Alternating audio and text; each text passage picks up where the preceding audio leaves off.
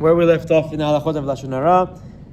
Last time we're talking about the very important Halachot of Toelet, defining and clarifying different parameters of Toelet. Last time we spoke about to calm down, meaning if someone needs to vent, is that enough Toelet to listen? And we established that in most of the time, a wife with a husband, it would suffice and does count as Toelet. Obviously, you have to be mindful not to accept it to be the truth.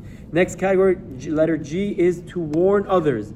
Warning one's children or students to stay away from a person or a group with destructive character traits so that they will not learn from them is permissible and even commendable. In fact, the Chafetz Chaim writes in his Sefer Lashon Hara, he writes, umitzvah nami ika. When he writes his halacha of Toelet, he says, there's even a mitzvah when it comes to your children and your students to warn them and protect them against negative influences who will cause problems. The Isur of Lashon Hara is based on the malicious intent of the speaker. In this case, since the purpose of relating the negative information is not to hurt the subject, but rather for the Toelet of saving others from potential spiritual harm, it is permissible.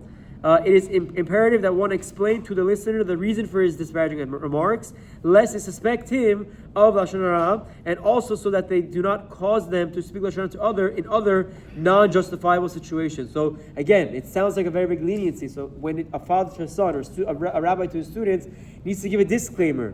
I know the halachot. I know that Lashon Hara is wrong, but for such and such reason, I really recommend you avoid interaction with that person or that group. Some of the 7 conditions for permitting Lashon Hara are waived or are not relevant here, as we will explain, except for the main factor of having the right intention and not speaking out of dislike or malicious or a negative intent towards the subject. Even if one does not know the information firsthand, he may still repeat it. However, he should make it sure to convey as such, I heard that Plani or that they had the following bad traits. Regarding the condition of being exact and not magnifying the wrongdoing, depending on the severity of the situation, sometimes it may be permitted to exaggerate in order to accomplish the goal of making an impression upon the listeners. Again, this is speaking about in the case of a father to his son or a rabbi to his students. If the person is affected by an apikoros, one may certainly exaggerate the facts to effectively distance his children or students from him. They write that in the name of the Acharonim. Obviously, the most important condition of this halacha today is need to be honest.